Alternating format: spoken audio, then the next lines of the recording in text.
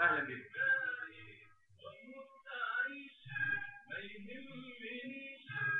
اتكلم النهارده عن حال العرب وحل في مصر.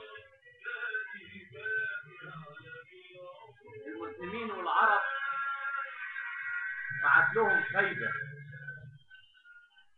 روح يا جدع قول لهم دي مصر نار ايده.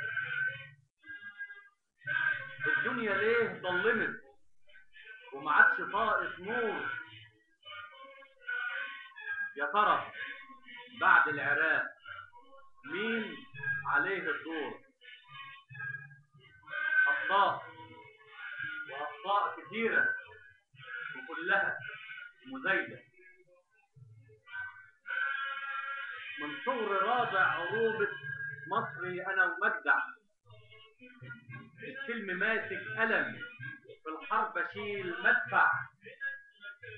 اندهني في الشدة يا ابن العم تلاقيني أصون كرامة الوطن واحمي حمى ديني. اقرا التاريخ قلبه، قلت لمين اديني؟ لا قلت ديني تقل ولا قلت مين يدفع. أشكركم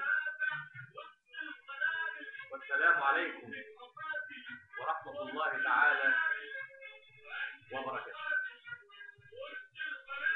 شاهر نور الدين.